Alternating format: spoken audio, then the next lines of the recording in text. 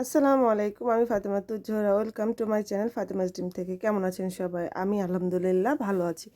চলে আসলাম নতুন আরেকটি রেসিপি নিয়ে। আজকে আপনাদের সাথে শেয়ার করব সহজভাবে পাস্তা রেসিপি। তো কে কীভাবে রান্না করেন অবশ্যই আমাকে জানাবেন। আমি মূলত শর্টকাটভাবে কীভাবে রান্না করি আমার বাচ্চার জন্য সেটাই আজকে আপনাদের সাথে শেয়ার করব।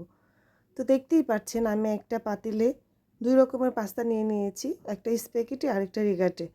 তো আমি 2টা মিক্সড করে আজকে রান্না করব।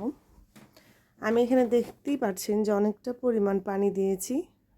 আর আপনারা কিন্তু অবশ্যই পাস্তা সিদ্ধ করার সময় পানিতে লবণ দিয়ে দিবেন, তাতে পাস্তাটা সুন্দর হয়।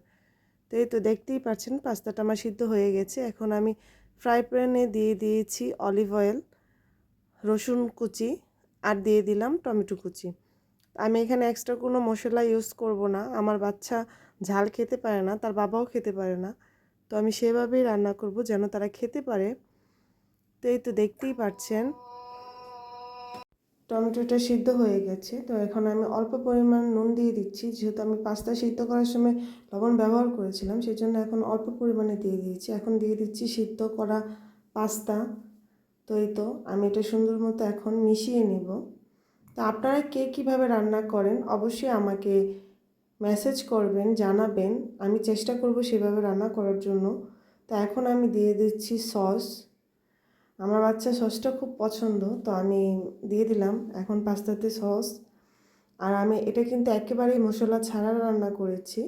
যে কোনো মানুষ অসুস্থ হোক যেই হোক সে খেতে পারবে। তো দিয়ে দিলাম একটা টুনা ফিশ।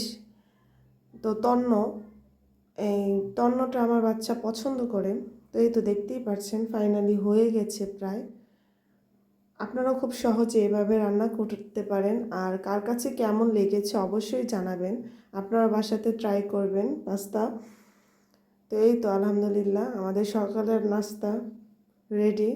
তো ফাইনাল লুকটা কেমন হয়েছে অবশ্যই জানাবেন। এই তো দেখতেই পাচ্ছেন আলহামদুলিল্লাহ অনেক মজা হয়েছিল। আপনারা বাড়িতে ট্রাই করবেন, আমাকে অবশ্যই জানাবেন কেমন হয়েছে।